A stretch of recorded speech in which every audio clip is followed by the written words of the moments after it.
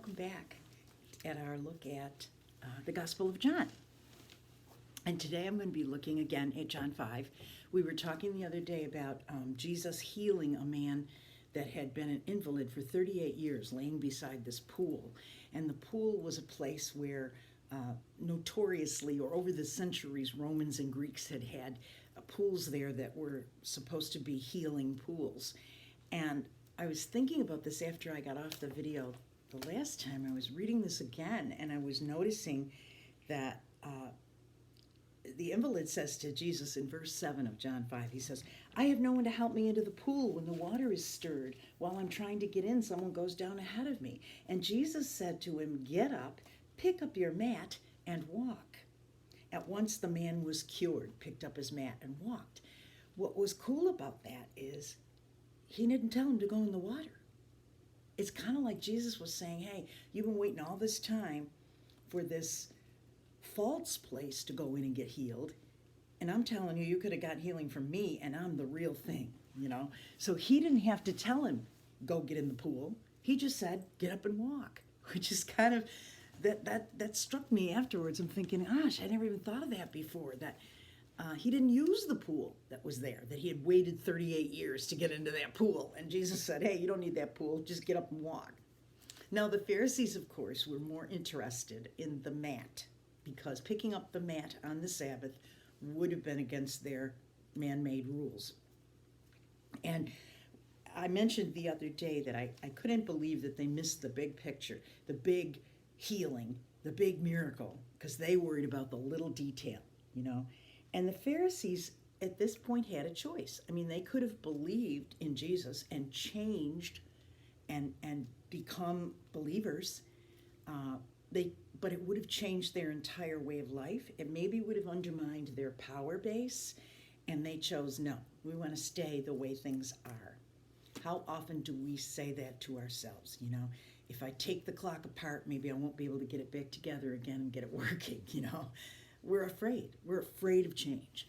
And change is sometimes the way God moves us forward, you know. Sometimes changes, for me anyway, have to be forced upon me because I don't always embrace them the way I should. And the Pharisees didn't want to either. They didn't want to change. They like things the way they are, status quo, you know. So a lot of people don't come to the Lord because they're afraid of the changes that it'll bring to their life, not realizing or not grasping the fact that the changes lead to wonderful, awesome things. I mean, joy, abundant, and eternal life, and forgiveness of sins, and just peace that passes understanding, and all those great things that come with it. Also come changes, and people are often not willing to pay that price. So the Pharisees were not. They were not willing to do that. And they were after Jesus to stick to the law. These are the laws. And, you know, there's a big difference between God's law and guidelines. You know, like God says, love your neighbor as yourself, okay? But I might make up some little rules for myself. You must send 3 thinking of you cards every week. You must contribute to every organization that asks you for money. You must send some all of your clothes or a lot of your clothes to the poor. You must give food over here. You must do this, you must do that, you must do that. You must ask pastor if he needs something, and you must recycle everything so that you can make sure that other people get to use it or something. Or every week I have to go through my closet and find one thing to throw away. These are man-made guidelines, and there's nothing wrong with them, really, if they help you. If you make a little, agreement with yourself, I'm going to send a couple cards this week or whatever. But if you begin to feel guilty about that, or if you feel that somehow you're not loving your neighbor because you're not following those little rules and guidelines that you set for yourself, now you've gone beyond what God is saying. And I think that's what the Pharisees were doing. They had their little rules. This is how you observe the Sabbath. And one of them is you can't pick up that mat and walk. And they were very, very intent on that, But when we make rules and then we can't follow them, we make guidelines for ourselves, let's say, we become frustrated and exhausted and sometimes bitter about it, or overwhelmed, or feeling like hopeless about, oh, I'll never be good enough, whatever. When you have those feelings, you know you're playing God. Okay? God isn't asking you to do more than what He will give you the strength to do. And He's not judging you on the guidelines that you've set for yourself. And that's important for us to remember, because if we are overwhelmed, we just need to rely on God instead of our own energy. Or maybe we need to look at those guidelines and pick one that's going to help us and discard the others and feel okay about that. We're not going to discard God's law, love your neighbor as yourself. But maybe these little things we set up for ourselves, we can adjust those anytime we want, because they're guidelines. So, if you made the guidelines, it's not more important than the law, And you can pray, I think, a lot for God's guidance and grace in that, that God will show you what He wants you to do. Well, after this little interchange, remember, Jesus went back to the temple and He said to the man, see, you're well again, stop sinning, or something worse may happen to you. He obviously knew what the man was like, what his life had been like. And He said, not only are you going to be healed physically, you need to be healed spiritually. So, because of that happening on the Sabbath, the Jews decided they needed to persecute Him. And this is in verse 16. I want to say before I start reading this, that this whole section, I read it many times this week already.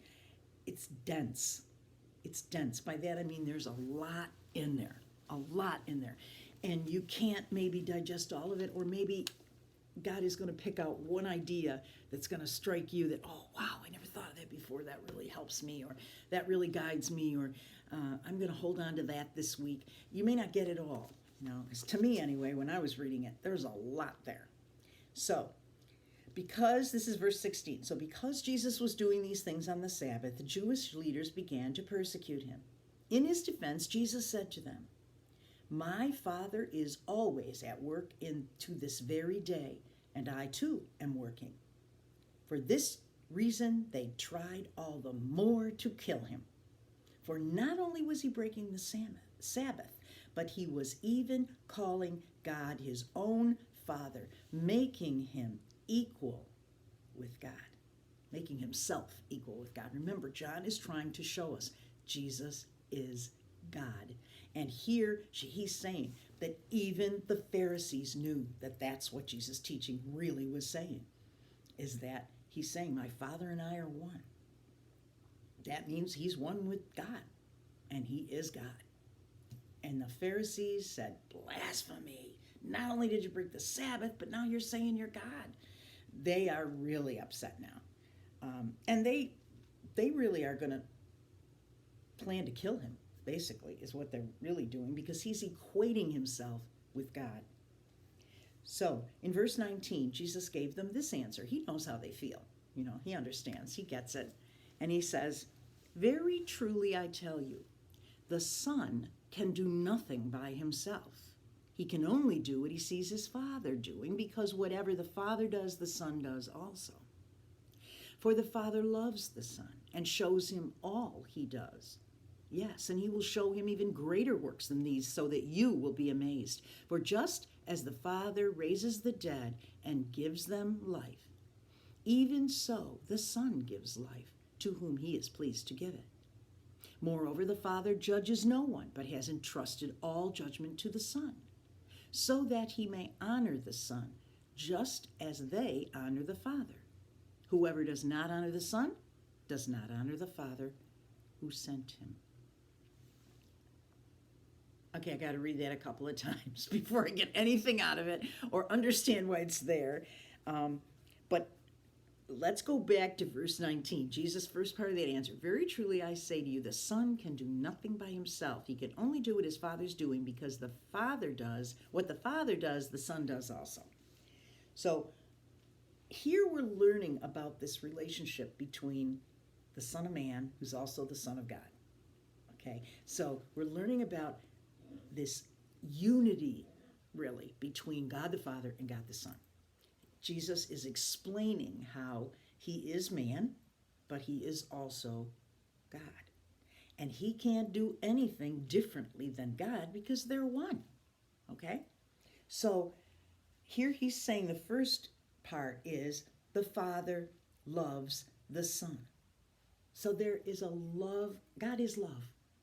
God is love. God the Father is love. The Son is love. They share that love. It is the love, God's love. It's not like Jesus has some and God the Father has some. No, they both have the same love. Okay?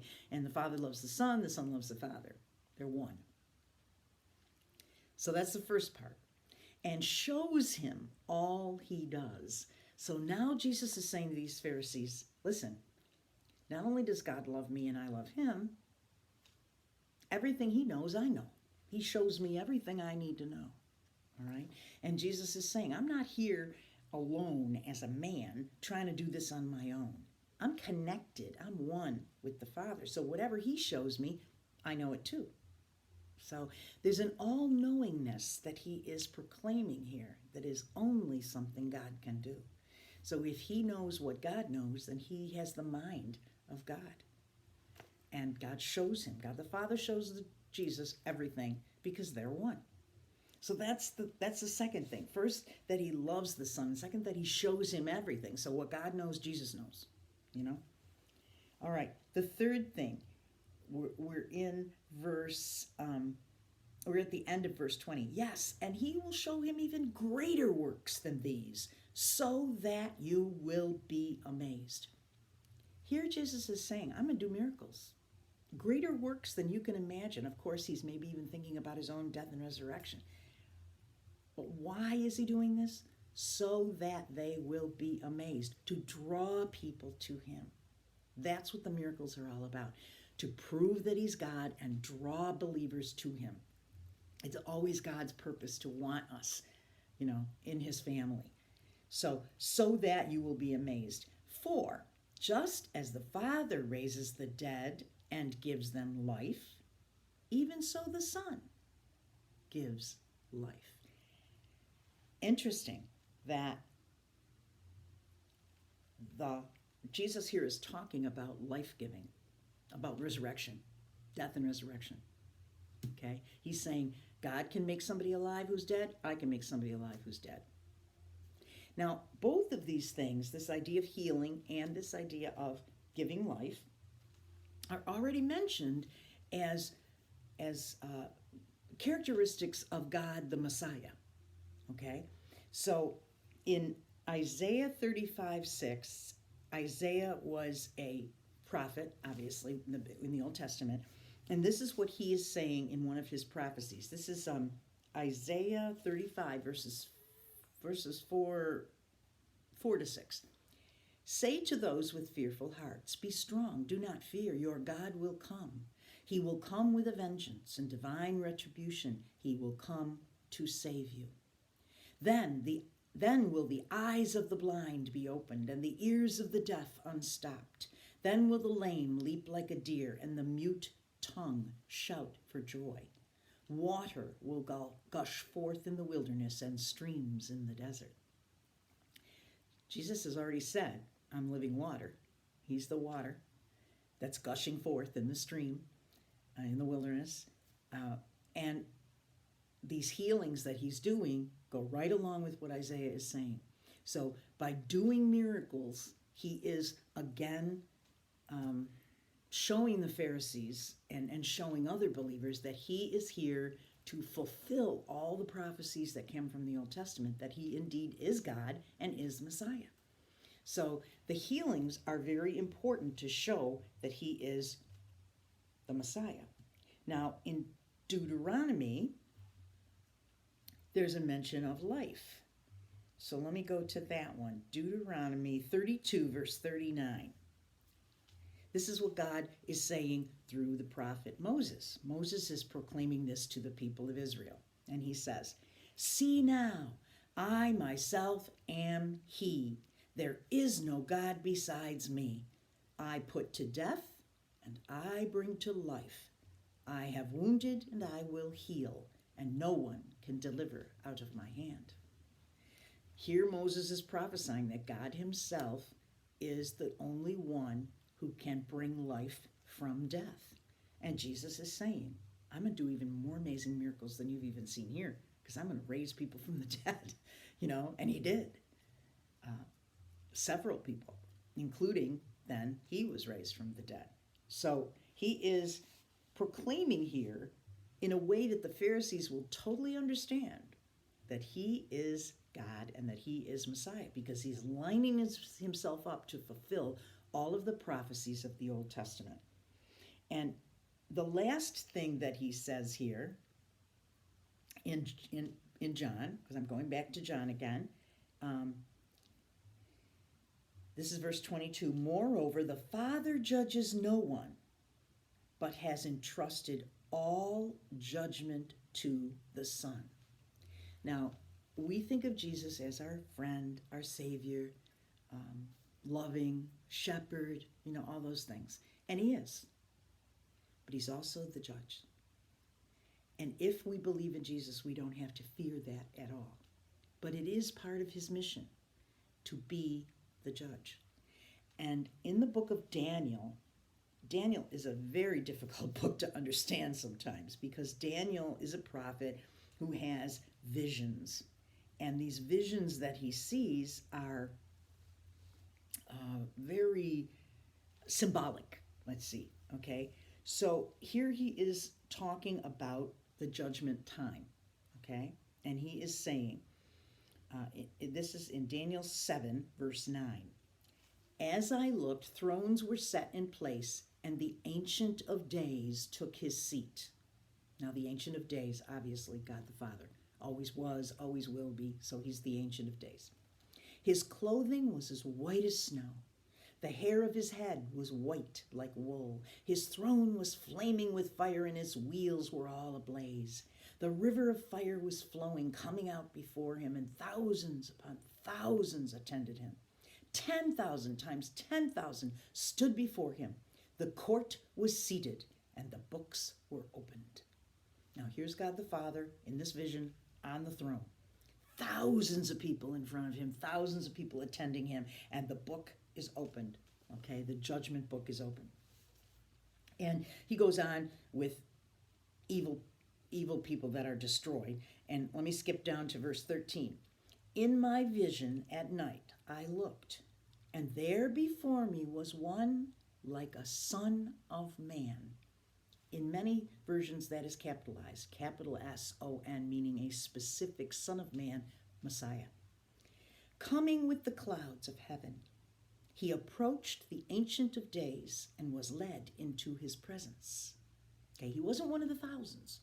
He's approaching on his own, and he's being led right to the throne as though he belongs there.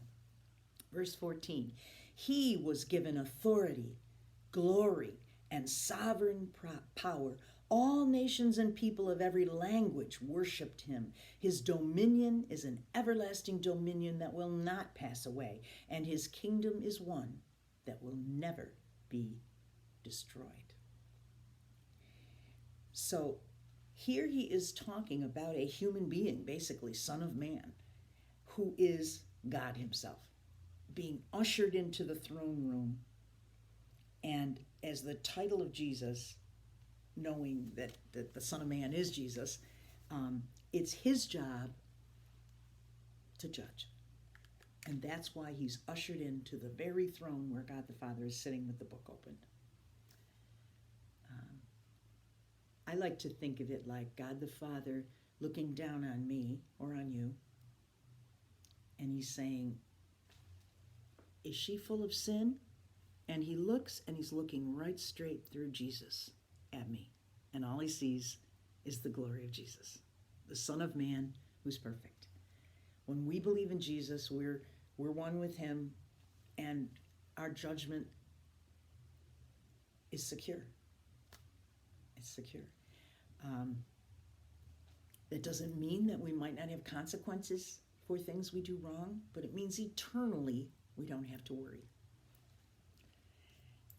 So here Jesus is saying to the disciples, or to the Pharisees, number one, I'm Messiah because I'm healing. Number two, I'm Messiah because I'm going to be able to give life where there's death. And number three, I'm Messiah because it's my job to judge. And all three of those things would have gone back to Old Testament prophecies. So I think the Pharisees are getting madder and madder. I'm thinking they might be, don't you? I'm guessing anyway. I don't know. I guess if you were them, you could understand it a little bit anyway. So if I go back to John 5 now, he's saying, whoever does not honor the Son does not honor the Father who sent him. So do you see how dense this is? Do you see how much is here? He's going to go on and talk about eternal life and talk about death and coming to life. And I'm not going to get into that right now because my time is up, but I will get into it next time because I'm still fascinated by how John is bringing in all these things in his gospel to prove that Jesus is God and that Jesus himself is testifying to that. Every time he does a miracle, every time he raises somebody from the dead, every time he talks about himself as a judge and with the authority that he has, he preaches with authority. You can remember that. Even in the temple when he was just a boy, the other teachers and rabbis were astounded that he taught as one with authority because he has the authority. This is really dense stuff and kind of a lot to take in, but when you piece it all apart like that, there's a lot there that makes you feel very secure and wanting to praise Jesus for all that he is to us and all that he's done for us, for that matter. So, okay, well, I'm going to end here, and I'm hoping you have a blessed day, and we'll see you soon.